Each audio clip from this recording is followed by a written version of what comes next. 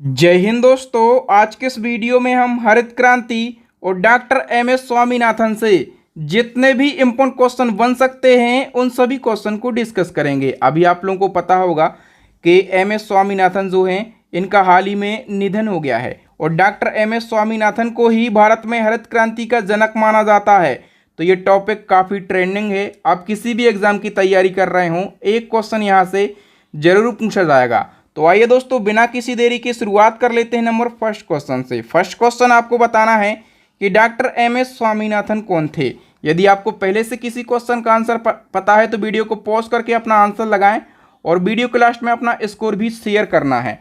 तो doctor M S Swaminathan जो हैं ये भारतीय कृषि विज्ञानी थे। सी ऑप्शन करेक्ट हो जाएगा। नंबर सेकंड क्वेश्चन की बात करें, भारत में हरित क्रांति का जनक किसे कहा जाता है। तो भारत में हरित क्रांति का जनक कहा जाता है डॉक्टर एम एस स्वामीनाथन के लिए डी ऑप्शन करेक्ट हो जाएगा। नेक्स्ट क्वेश्चन है 28 सितंबर 2023 को कितने वर्ष की आयु में डॉक्टर एम एस स्वामीनाथन का निधन हो गया। तो डॉक्टर एम एस स्वामीनाथन का निधन हुआ 28 सितंबर 2023 को कितने वर्ष की आयु में, 98 वर्ष की आयु में और चेन्नई में इनका निधन हो गया है। ओके, हम बात करें कि 7 अगस्त 1925 को एम एस स्वामीनाथन का जन्म कहाँ पर हुआ था। तो जन्म की बात करें तमिलनाडु के कुंभकोणम में इनका जन्म हुआ था। पूछा जा सकता है किस राज्य से संबंधित थे, तो तमिलनाडु से। ओके, नेक्स्ट हमारा क्वेश्चन है डॉक्टर एम एस स्वामीनाथन का पूरा नाम क्या था। ये इंपॉर्टेंट क्वेश्चन है। तो इनका पूरा नाम था मनकोम्बू संबशिवन स्वामीनाथन। वी ऑप्शन करेक्ट हो जाएगा। नेक्स्ट हमारा क्वेश्चन है निम्नलिखित में से किसने 1966 में मेक्सिको के बीजों को पंजाब की घरेलू किस्मों के साथ में मिश्रित किया और उच्च उत्पादकता वाले गेहूं के संकर बीज विकसित किए। तो बात है 1966 की। 1966 में मेक्सिको के बीजों को पंजाब की घरेलू किस्मों के साथ में मिश्रित किया था डॉक्टर एम एस स्वामीनाथन ने और उच्च उत्पादकता वाले गेहूं के संकर बीज विकसित किए थे एम एस स्वामीनाथन ने। ओके, नेक्स्ट हमारा क्वेश्चन है डॉक्टर एम एस स्वामीनाथन को भारत सरकार ने किस वर्ष भारत के दूसरे सर्वोच्च सम्मान पद्म विभूषण से सम्मानित किया। तो मैं कंप्लीट डिटेल आपको समझा देता हूं। तो देखो दोस्तों, भारत सरकार का दूसरा सर्वोच्च सम्मान है पद्म विभूषण और एम एस स्वामीनाथन को पद्म विभूषण दिया गया था 1989 में। ओके, और तीसरा सर्वोच्च सम्मान है पद्म भूषण। तो पद्म भूषण इनको 1972 में दिया गया था और चौथा सर्वोच्च सम्मान है पद्म श्री। पद्म श्री कब दिया गया था? 1967 में। ये तीनों आपको याद रखना है, तीन में से कुछ भी आपके एग्जाम में पूछा जा सकता है। इसी क्रम में स्वामीनाथन के लिए कुछ और पुरस्कार दिए गए हैं। स्वामीनाथन को रेमन मैग्सेसे पुरस्कार भी दिया गया था। तो आपको बताना है इनको रेमन मैग्सेसे पुरस्कार किस वर्ष दिया गया था। करेक्ट आंसर हो जाएगा दोस्तों 1971 में दिया गया था। रेमन मैग्सेसे पुरस्कार इंपॉर्टेंट है तो इसके बारे में हम डिटेल को डिस्कस कर लेते हैं। रेमन मैग्सेसे पुरस्कार एशिया के व्यक्तियों और संस्थाओं को उनके अपने क्षेत्र में विशेष रूप से उल्लेखनीय कार्य करने वाले व्यक्तियों को प्रदान किया जाता है। व्यक्तियों को भी प्रदान किया जाता है और ये संस्थाओं को भी दिया जाता है। ठीक है, 1957 में फिलीपींस के 7वें राष्ट्रपति रेमन मैग्सेसे की स्मृति में ये हर साल दिया जाता है।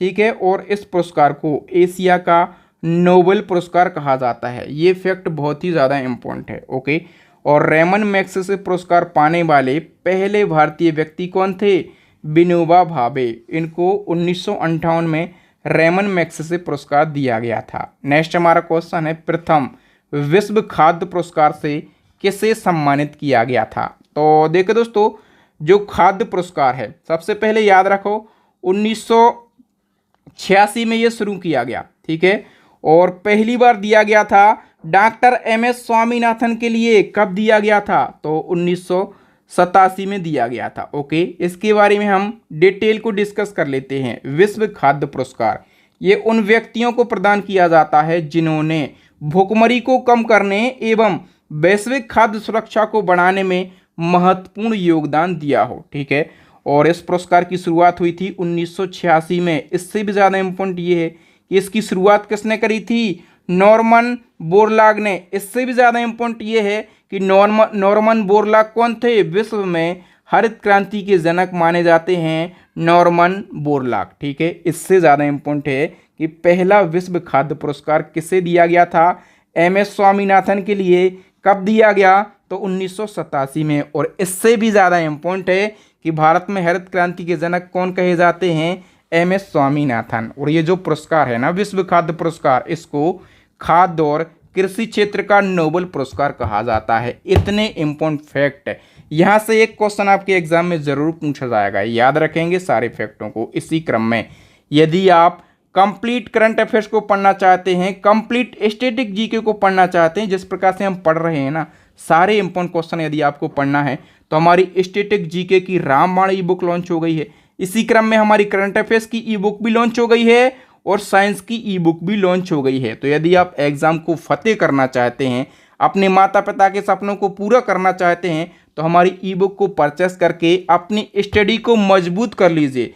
इन ई बुक का लिंक आपको वीडियो के डिस्क्रिप्शन में मिल जाएगा। चलिए बढ़ते हैं आगे। एमएस स्वामीनाथन को किस वर्ष विज्ञान के लिए Albert Einstein world science award से सम्मानित किया गया? करेक्ट आंसर हो जाएगा दोस्तों, इनको 1986 में आइंस्टीन वर्ल्ड साइंस अवार्ड से सम्मानित किया गया था। ओके, नेक्स्ट हमारा क्वेश्चन है, स्वामीनाथन आयोग का गठन कब किया गया?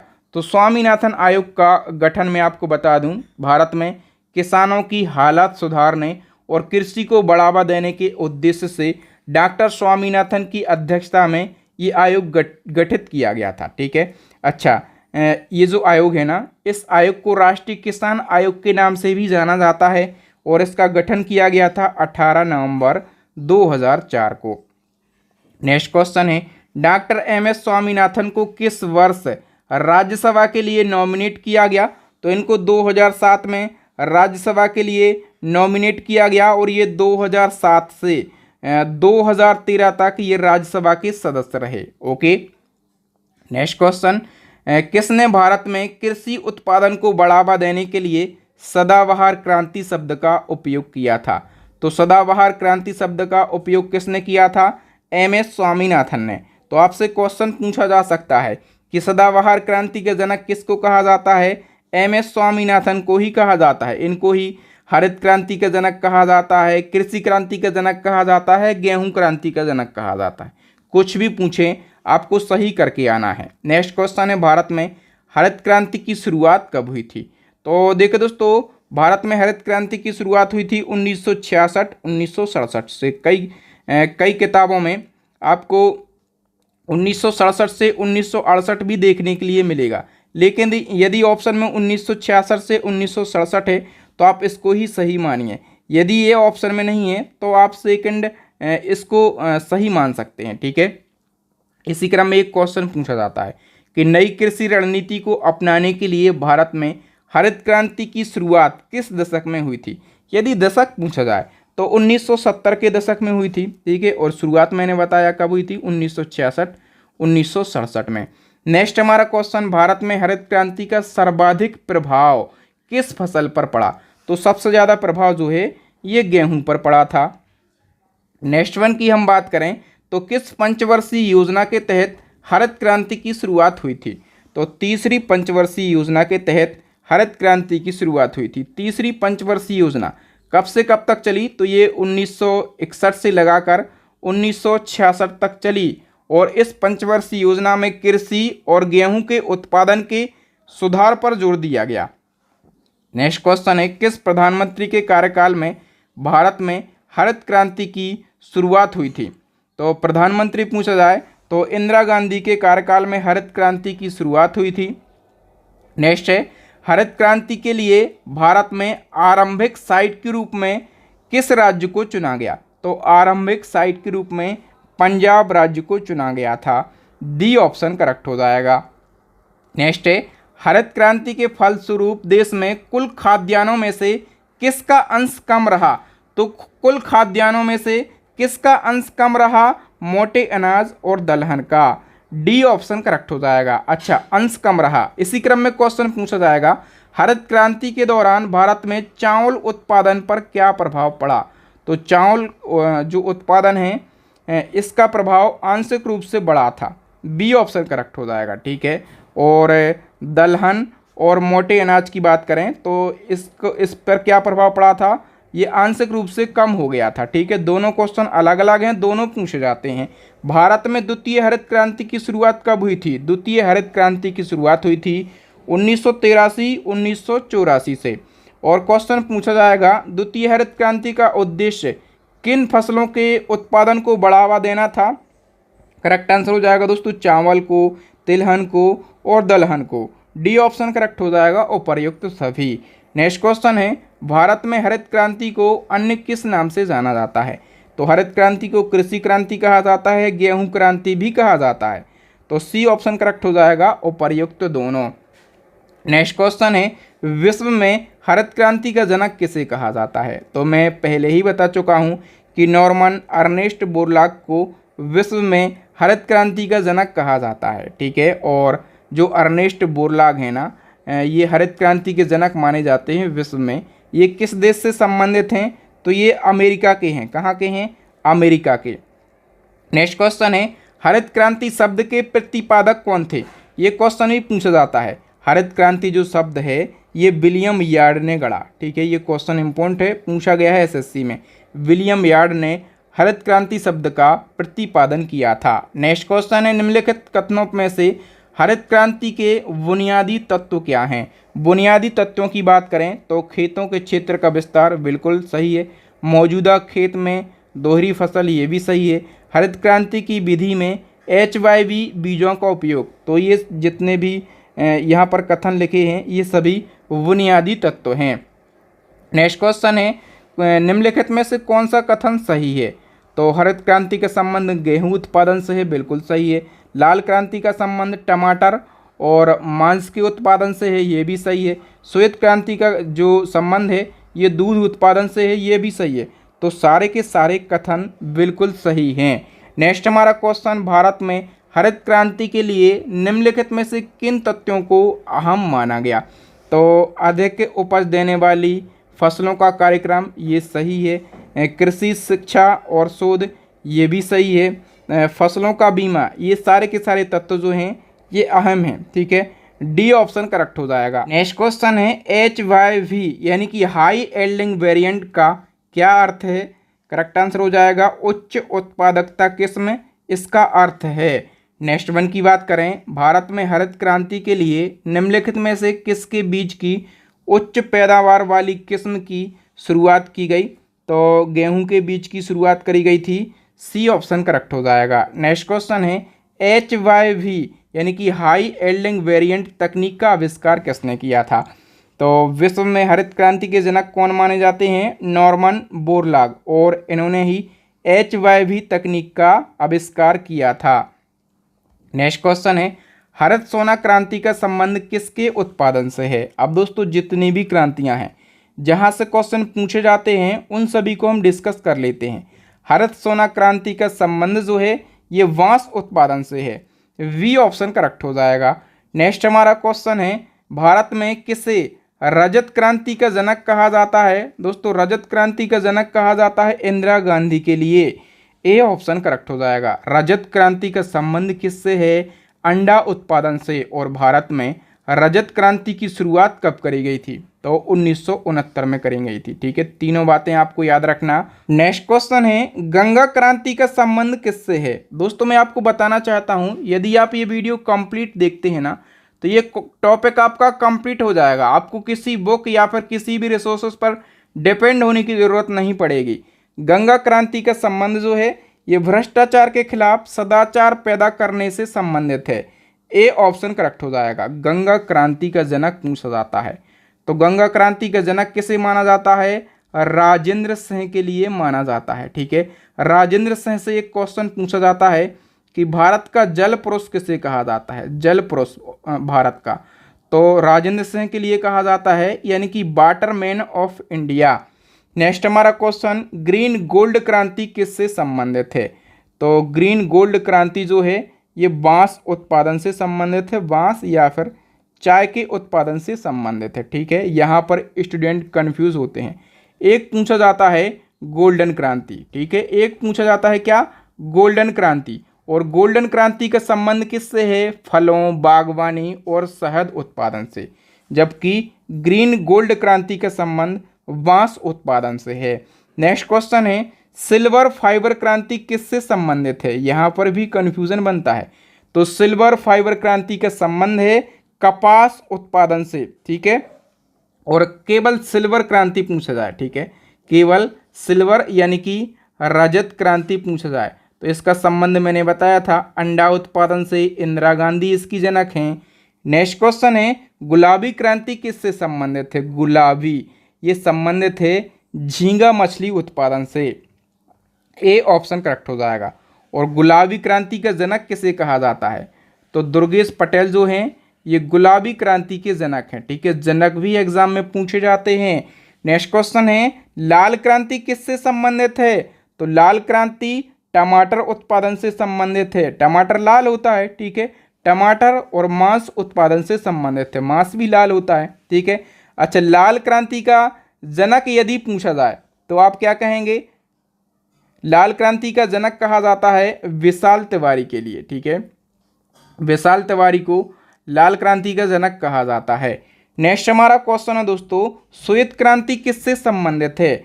तो श्वेत क्रांति जो है ये संबंधित है दुग्ध उत्पादन से। डी ऑप्शन करेक्ट हो जाएगा। और श्वेत क्रांति की शुरुआत पूछी जाए भारत में तो 1964-1965 में इसकी शुरुआत हुई थी और आगे चलकर इसको क्या कहा जाने लगा? तो ऑपरेशन फ्लड कहा जाने लगा। पूछा जाता है ऑपरेशन फ्लड किससे संबंधित है? दूध उत्पादन से इसका संबंध है। और श्वेत क्रांति या फिर ऑपरेशन फ्लड के जनक हमेशा पूछे जाते हैं। वर्गीस कुरियन कौन है इसके जनक? वर्गीस कुरियन इसके जनक हैं। नेक्स्ट हमारा क्वेश्चन है, भारत में नीली क्रांति के जनक कौन है? नीली क्रांति के जनक हैं Arun Krishnan. D option correct हो जाएगा। और नीली क्रांति का संबंध किससे है?